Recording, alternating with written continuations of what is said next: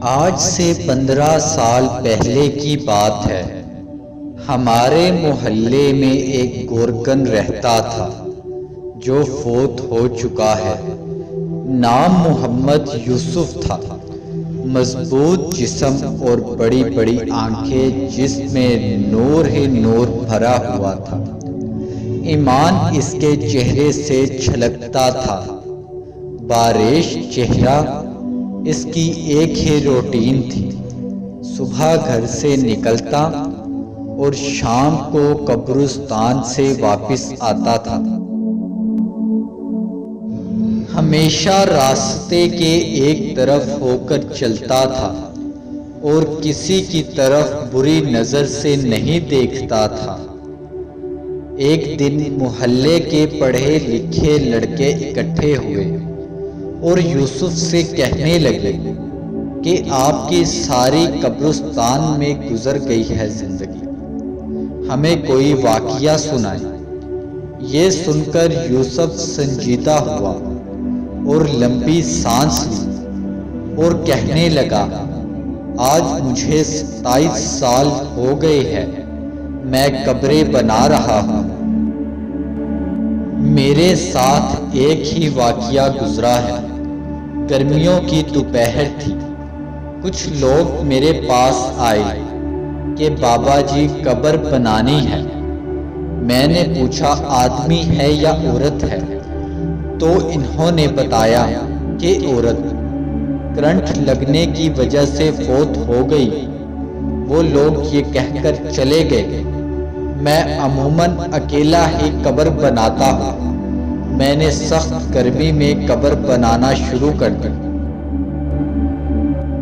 دوپہر 2-2:30 بجے تک قبر مکمل ہو گئی۔ قبر کو فائنل ٹچ دینے کے لیے میں نے قبر کے اندر کدال ماری تو مجھے ایسی آواز آئی جیسے کوئی شیشے کی چیز ٹوٹ گئی ہے، اور بس پھر خوشبو ہی خوشبو پھیل گئی اور قبر ٹھنڈی ہو گئی۔ میں قبر میں ہی لیٹ گیا۔ باہر سخت گرمی تھی، اندر قبر ٹھنڈک اور خوشبو سے بھری ہوئی تھی۔ اس سے میری روح تک خوش ہو گئی۔ میں حیران اور دہشت سے خاموش رہا۔ مغرب کے بعد جنازہ آ گیا۔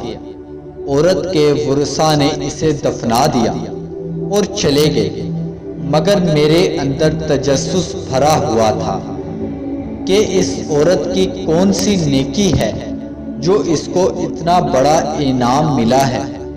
باتوں ہی باتوں میں نے معلوم کر لیا کہ یہ عورت فرید گیٹ بہاولپور کے اندر رہنے والی تھی اور بجلی کے کرنٹ لگنے سے فوت ہو گئی ہے۔ آباؤ اجداد یہاں کے رہنے والے تھے۔ میں پوچھتا ہوا فرید گیٹ پہنچ گیا اور عورت کے بارے میں معلوم ہوا کہ اس عورت کا خاوند کچھ عرصے پہلے فوت ہو گیا تھا۔ وہ بیچارہ 6-7 سال سے بیمار تھا۔ اس عورت نے دن رات اس کی خدمت کی۔ خاوند کی شدید بیماری کے باوجود اس کے ساتھ بے وفائی نہیں کی اور دل و جان سے اس کی تیمارداری کرتی رہی۔ باوجود غربت کے اس کو محنت مزدوری کر کے کھانا کھلاتی رہی اور اپنے جذبات کو اپنے خاوند پر قربان کر دیا۔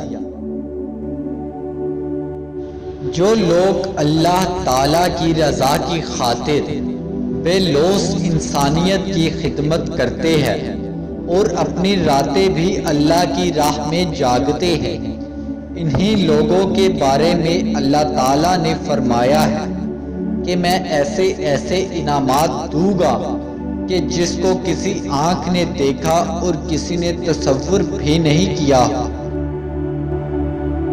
خوش نصیب ہے وہ لوگ جن کی قبریں خوشبو اور ٹھنڈک سے بھری ہوئی ہے۔